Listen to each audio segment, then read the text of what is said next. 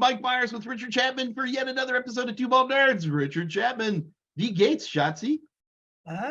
Danke gut. You too? Now I got to switch over to Spanish. That's it. I speak too many languages. I can cuss like a sailor in like 30 languages. Danke gut. Guten Tag, guten Morgen, wie geht's? I gotta be careful. So many funny things to say about that. Hey, so listen, Richard, I get a lot of questions from people who are looking into the CyberNow Labs program, and in particular, they're like, okay. And by the way, folks, we have lots of episodes that cover like some of the different types of tools that you'll be using in a SOC, and you definitely need to watch those. But Richard, I was hoping that today we could take it a little bit a broader vision and kind of wrap around what does it mean to work in a SOC as an analyst? So let me start off with a question that's been driving me crazy. Is this shift work? Yes or no? Yeah, it really kind of is. First and foremost, I would tell you that, like any normal career, you do have coverage times that you've got to make sure you've got people on staff to make sure that everything is taken care of. So it's really no different than any other career position. Now, a lot of SOC operations are 24/7. So that does mean that there are, daytime, morning time shifts, afternoon shifts, evening shift, overnight shifts. So depending on how your SOC is laid out, whether it's on 8-hour, 10-hour, 12-hour shifts, you may work different times of the day. It just kind of depends. So a billion years ago, I used to do shift work, making cheese. Yes, you told me about that. I was really surprised that you made cheese, but yeah, we made a bunch of cheesy jokes then too, I think. But no, the reason I bring it up is I would work the midnight till 8 a.m. shift. Mm-hmm. And it was great because it'd be 8 o'clock in the morning and I'm done for the day. Right. I mean, it's definitely a little bit unique, though. You have to figure out, your sleep schedule if you're working overnight like that. So there's an adjustment there for sure. But when I started, I was doing 12-hour shifts overnight, and I worked 3 days one week, 4 days the next, and I loved it. Yeah. So personally, I thought it was actually pretty cool. But plus, it gave me some other benefits as well, too. I mean, I was able to do a lot to show my skill set, as well as I had some downtime because we didn't have as many alerts. So there were some benefits to it as well, too. So, but I like shift work, especially shift work is what's literally allowing. I mean, the shift aspect, the 24/7 aspect of a SOC as a part of the reason this demand's been created for SOC analysts. Yes, because you have to have constant monitoring. That's right. You have to have somebody paying attention to the activities that are going on almost 24/7. So the next question I got is, how much, I want to say this right, how much work do you do when you're not at work? Do you do a lot of R&D? Are you required to do extra R&D? Is it just assumed within the IT security world that you're, read the CVE off the back of your head and stuff like that? Or, give me an idea. No, not at all. I mean, to be honest, most shifts that are covered by SOC analysts, you're working your time and then you're done.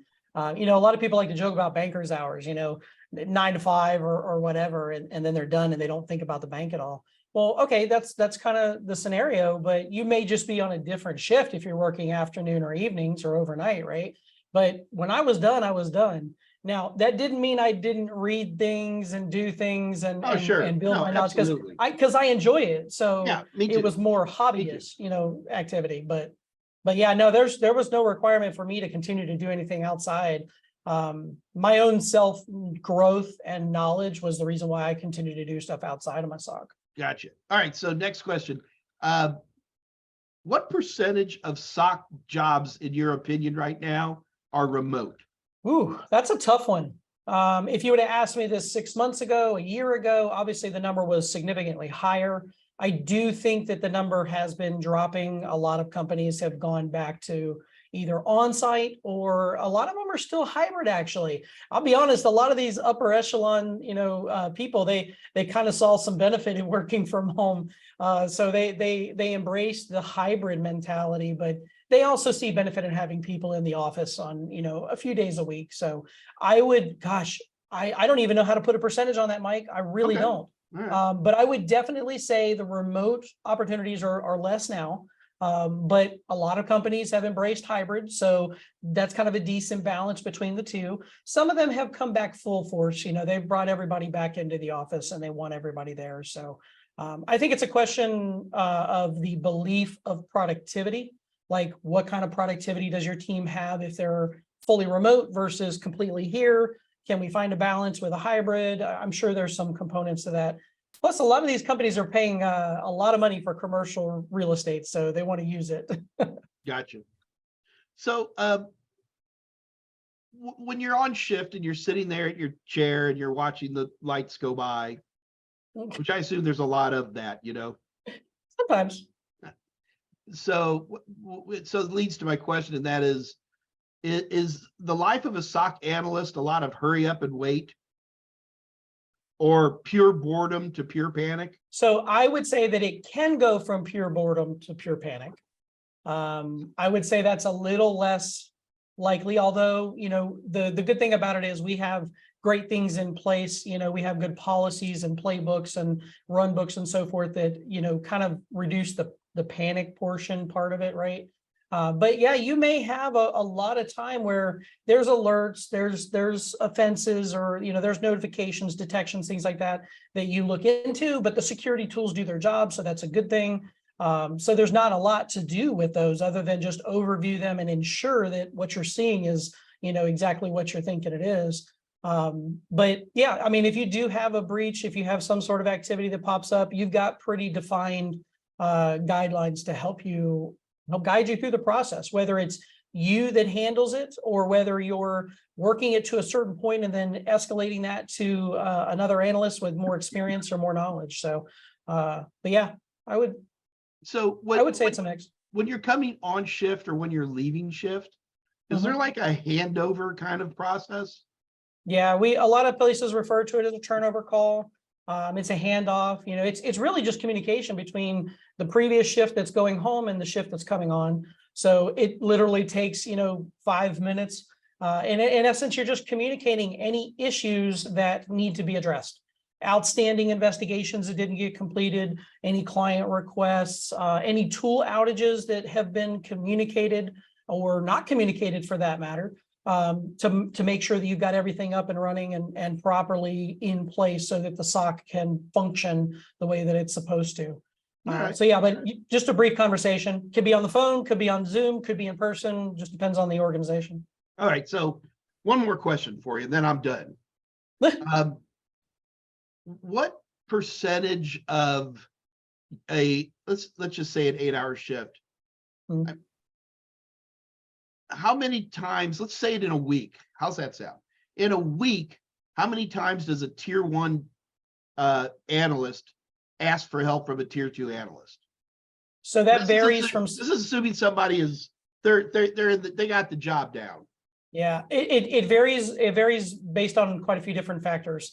The SOC itself, how well engineered it is, how well the rules are set up and false positives are tuned out of the tools. That can determine and dictate, kind of some of that handover to a tier 2. The experience level of the analyst as well. How far can an analyst take it? I've worked with analysts in the past that couldn't take investigations as far, so they would have to reach out to tier 2 level analysts for help and guidance sooner than others. So I think that kind of plays in as well too. Now your true handoff situations where you're like, I've got a significant situation here that pushes my skill set as a tier 1 to a limit so that they bring it to a tier 2. I would say that's probably a pretty low percentage actually, probably 5%, 10% maybe, depending on the SOC. I would say it's pretty low.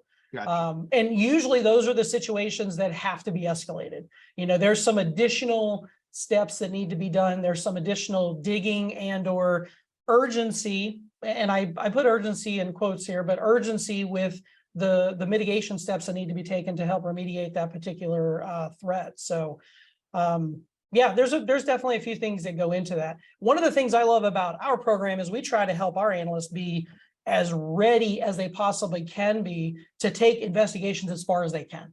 Our analysts are working in tools and doing things that tier 2 level analysts are doing in a lot of SOC operations. So that makes them a stronger, more powerful tier 1. And the great thing is they're doing that every day when they're working in their SOC shifts in the program too. So our SOC shifts are designed to mimic what a normal SOC shift looks like in any other SOC. So normal CyberNow Lab students are working real SOC shifts? Yeah, so we have CyberNow Labs has basically our own network, right? All of our devices, all of our network traffic that's coming in and out, all of the attacks that are actually happening, towards our public facing IPs. Our analysts are working on those. They're actually seeing all of that traffic, and they're working in tools like QRadar and Splunk and CrowdStrike, SentinelOne, Proofpoint. They're doing vulnerability management, look at vulnerability assessments and so forth through Tenable Nessus, and attack surface stuff through Armis. I mean, they're really getting the real experience. They are not working in a simulated environment. So it takes them from having no experience or some experience to completing our program and actually having real world drop in a SOC ready to go experience. And I have seen so many people go through this program and be dropped in some of the biggest, most well-known security operations centers. And not only have they excelled, a lot of them have already climbed the ladder to tier 2s. Few of them have actually even become SOC managers over the last few years. So there's a lot of opportunity there with our analysts for sure. Very cool. Hey man, Richard, as always, it's wonderful talking with you about this stuff. I'm still a SOC newbie, but I learn more and more every time with you, man. So I really do appreciate that. My pleasure. Folks, I think that's going to wrap us up for today. This is Mike Meyers. That's Richard Chapman. This is Two Bald Nerds, and we'll see you on the next one. If you like Two Bald Nerds, check out our entire playlist right here. It's a lot of fun. We'll see you there.